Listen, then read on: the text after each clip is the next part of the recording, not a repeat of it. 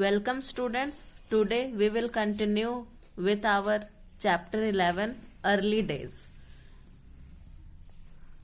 In our previous video we came to know that this story is about a boy whose name is Peter Pan. He lives in a place which is called Neverland and it is a place to the fairies. Fairies used to live in Neverland. So one day Mrs. Darling was saying stories to her children. Listening to the stories, Peter Pan was attracted to Mrs. Darling's home.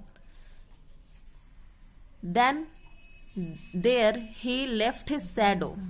His shadow was left behind. So once again he went to Mrs. Darling's home. There he saw that a small light was flickering, and that flickering light, it turned into a fairy, and the name of that fairy was Tinker Bell. He came to Mrs. Darling's home to get back his shadow. Now we will proceed further. Tinker Bell at last rested a few moments on the second drawer of the nursery dresser. Instantly the boy ran joyfully to it and pulling open the drawer, snatched out his shadow, neatly rolled up just as Mrs. Darling has left it. Now Tinker Bell told Peter Pan that his shadow was in the second drawer. So Peter Pan ran to the second drawer and he snatched out his shadow as Mrs. Darling had left it. He had found it certainly, but the next trouble was to put it on again. A happy thought struck him. He would stick it on with a soap.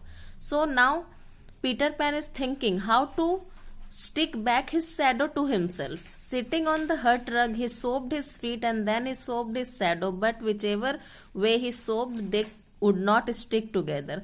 There is no use in having a shadow if it will not stick to you.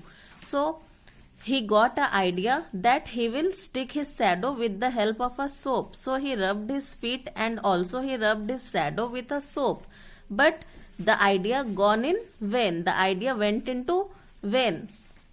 After trying and trying in vain, the poor little fellow gave up the attempt, buried his face in his hand and sobbed despairingly. So Peter Pan, he got very emotional and he started to sob. He started to cry. Now it was then that Wendy awoke.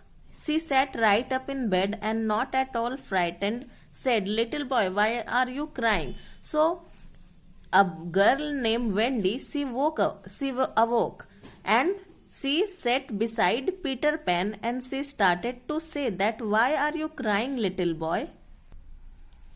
The elfin creature sprang to his feet and taking off his cap, bowed very politely. Wendy courtesied in return, though she found it a difficult thing to do in bed. "What's your name?" asked the little boy. So the elfin means Peter Pan. He sprang into his feet and he bowed very politely, taking off his cap. And Wendy courtesied in return means Wendy also greeted him in return, though it was very difficult for Wendy to do that in the bed. "What's your name?" asked the little boy. Now Peter Pan is asking, "What is your name?" Then Wendy is replying, "Wendy Moria Angela Darlings." "What your?" Then she again asks Peter Pan that, "What's your name?" "Peter Pan." "Where do you live?" Second turning to the light and straight on till morning.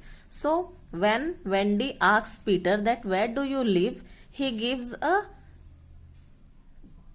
answer like this, that second turning to the light, right, and straight on till morning. So this was the address given by Peter Pan to Wendy.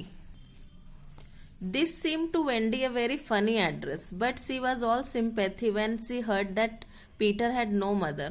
No wonder he was crying. But that was not the reason for Peter's tears. He was crying because he could not get his shadow to stick on. This made Wendy smile, and then she emphatically declared that soap was no good. It must be sweet on. So when Wendy when Peter told about his funny address, she was very joyful. But when she heard that Peter had no mother, she was very sympathetical to him. No wonder he was crying, but he was crying a lot. The reason for his tears, the reason why he was crying was that he could not stick his shadow back to him. But when Wendy came to know that Peter was crying because he could not stick his shadow to himself, she smiled and she said that soap was not a good idea. Your shadow must be sewed to you. Shall I do it for you? She suggested, and jumping out of the bed to get her work basket, she set to work at once. Now, Wendy is saying to Peter that, shall I do it for you? She is asking Peter that, shall I do it for you? And then she jumped out of her bed and got her work basket. It hurts a good deal to have a shadow sew onto your feet, but Peter bore it bravely. So, when Wendy was sewing Peter's shadow to his feet, Peter bore it very bravely, as sewing is very dangerous. It was the right thing to do, for the shadow held on beautifully, and Peter was so delighted that he danced up and down the nursery, watching it making patterns on the floor as he flung his arms and legs about.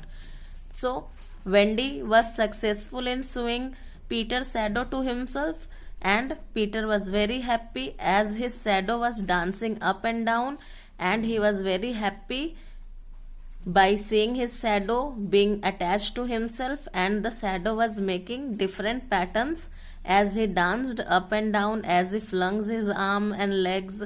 The shadow also did the same thing. So Peter Pan was very happy. So students, today we have completed chapter 11. Your homework is to go through the chapter and learn the word meanings. So that's all for today. Thank you.